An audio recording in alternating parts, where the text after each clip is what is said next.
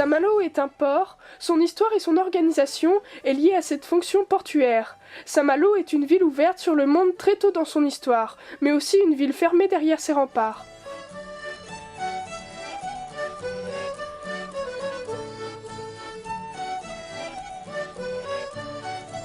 Saint-Malo est une ville de 50 700 habitants, située sur la côte nord de la Bretagne et sur l'estuaire de la Rance.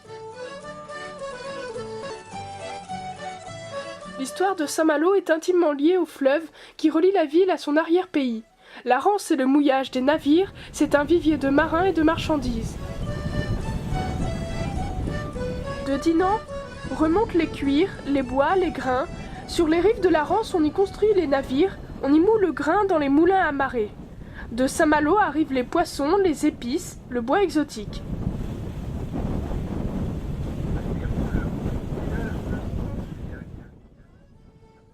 L'estuaire de la Rance abrite le premier barrage construit dans le monde utilisant la force de la marée pour produire de l'électricité. Il peut alimenter une ville de 200 000 habitants.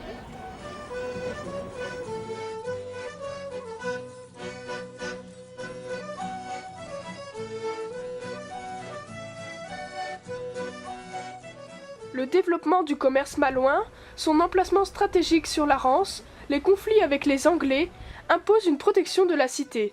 Dès le Moyen-Âge, la ville s'enferme. Le château verrouille l'accès à Saint-Malo par le sillon isolant la ville de l'extérieur à marée haute. À marée basse, l'enceinte fortifiée et les marécages assurent la défense de la ville.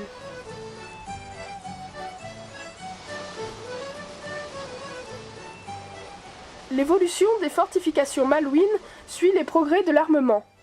Au Moyen-Âge, de hauts murs, des tours, des meurtrières, des machicoulis suffisent pour les arcs et les flèches.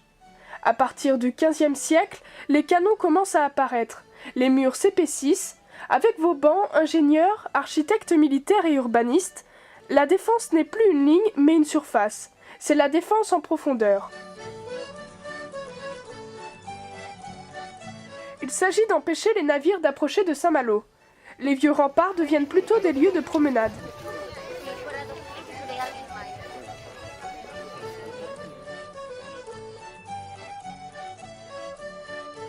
Saint-Malo possède 8 ouvertures, dont 4 portes datant de différentes époques.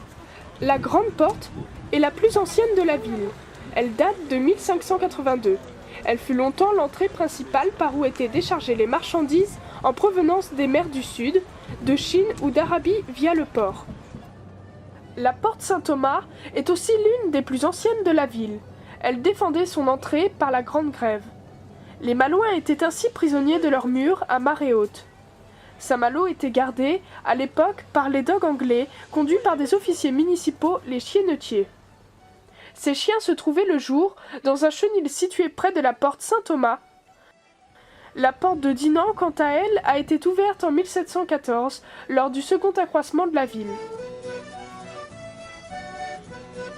Elle donne accès à l'embarcadère des vedettes pour Dinan, Dinard et le Cap Fréhel. La porte Saint-Vincent, ouverte au XVIIe siècle, comme la porte de Dinan, est devenue l'entrée principale de la ville.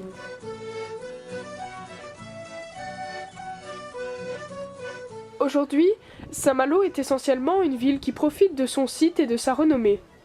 Les plages sont réputées même si le climat breton est difficilement prévisible. L'air vivifiant et les propriétés de la Manche ont développé l'activité thermale.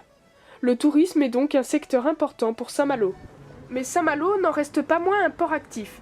La voile y est pratiquée. Des courses transatlantiques, comme la route du Rhum, sont des événements attendus. Le port continue son activité commerciale et aujourd'hui, les Anglais prennent le ferry pour se ravitailler dans les caves malouines.